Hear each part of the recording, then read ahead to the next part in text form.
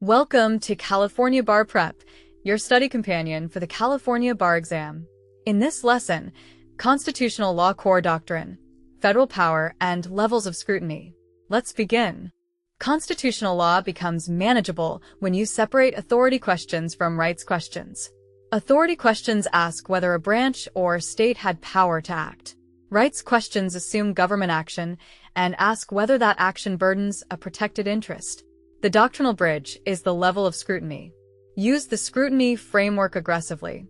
Strict scrutiny usually means the government must prove the law is necessary to achieve a compelling interest.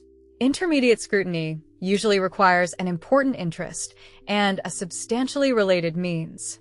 Rational basis requires a law rationally related to a legitimate interest, and the challenger usually loses. Commerce power. Congress may regulate three categories: channels of interstate commerce, instrumentalities and persons or things in interstate commerce, and activities that substantially affect interstate commerce. Economic activity may be aggregated. Non-economic activity usually cannot be aggregated in the same way. High-yield distinction. A federal statute regulating wheat grown for home consumption can be valid because the activity is economic and, in the aggregate, affects interstate commerce. A statute regulating possession of a gun near a school is harder to justify if it lacks a jurisdictional hook and regulates non-economic activity traditionally handled by states. Taxing power. Congress may tax if the measure raises revenue or is reasonably related to revenue. Courts usually do not invalidate taxes because Congress had a regulatory motive.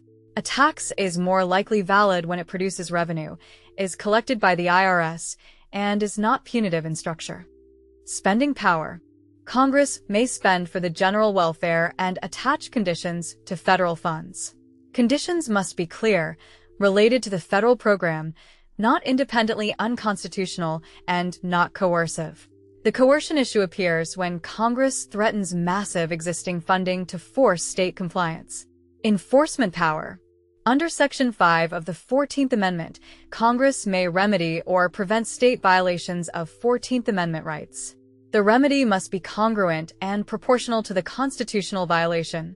Congress cannot use Section 5 to regulate purely private conduct or redefine rights beyond what the court recognizes.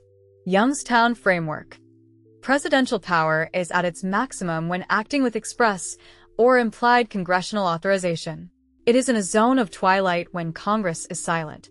It is at its lowest when the president acts against congressional will. Appointments. Principal officers must be appointed by the president with Senate confirmation. Congress may vest appointment of inferior officers in the president alone, department heads, or courts of law. Congress itself may not appoint executive officers. Removal. The president generally may remove high-level executive officers. Congress may impose for-cause limits for certain inferior or independent officers if the limits do not unduly interfere with executive functions. Congress may not reserve removal power to itself except through impeachment. Immunity and privilege. The president has absolute immunity from civil damages for official acts, but not for acts before taking office or unrelated unofficial conduct. Executive privilege exists for confidential communications, especially national security, but may yield to specific need in criminal proceedings. Preemption. Federal law preempts state law when Congress expressly says so, when federal regulation occupies the field, or when state law conflicts with federal law. Conflict preemption exists when compliance with both laws is impossible or state law stands as an obstacle to federal objectives. Dormant Commerce Clause. A state law that discriminates against interstate commerce is almost always invalid unless it is necessary to achieve an important local purpose and no reasonable non-discriminatory alternatives exist.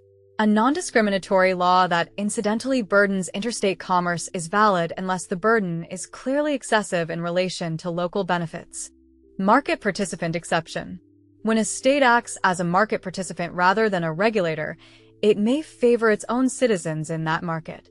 But it generally cannot attach downstream conditions that regulate the market after the state transaction.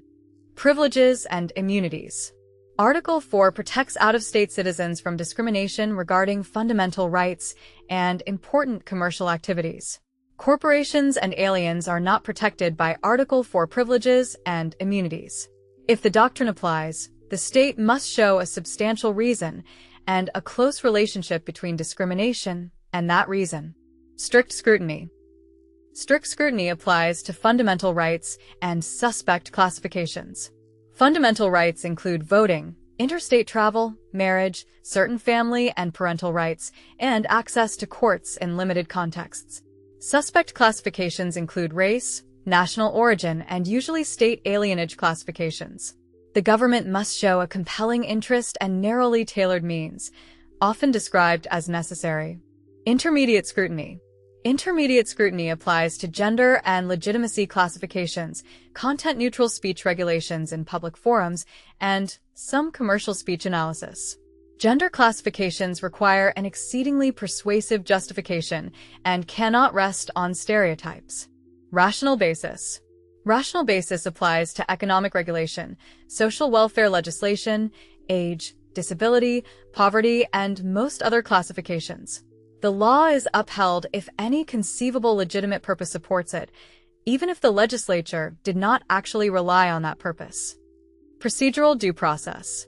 Procedural due process asks whether the government deprived a person of life, liberty, or property, and, if so, what process was due.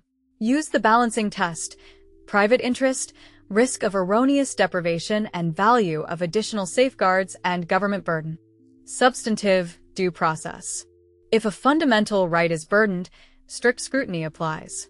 If no fundamental right is involved, rational basis applies. Economic rights are usually non-fundamental under modern doctrine. Equal protection. Equal protection asks whether the government is classifying people.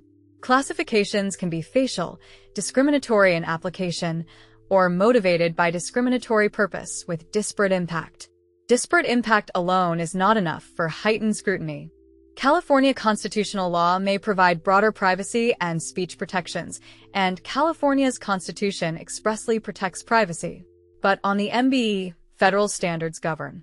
If a California essay asks both, analyze federal law first, then note that California may be more protective. Do not apply strict scrutiny merely because a law seems unfair. Discriminatory impact without discriminatory intent usually does not trigger heightened equal protection scrutiny. Article 4 privileges and immunities protects people, not corporations. The market participant exception helps states under the Dormant Commerce Clause, not under all constitutional doctrines. Congressional motive rarely invalidates an otherwise valid tax. MBE questions often include emotionally compelling facts. Resist the pull. Identify whether the law regulates commerce, discriminates, burdens a fundamental right, or creates a classification. Then choose the test. The answer that names the correct scrutiny and assigns the correct burden usually wins. That's it for this lesson. Download California Bar Prep on the App Store for lessons on all 14 bar subjects, practice questions, and essay frameworks. Keep studying, and good luck on the bar exam.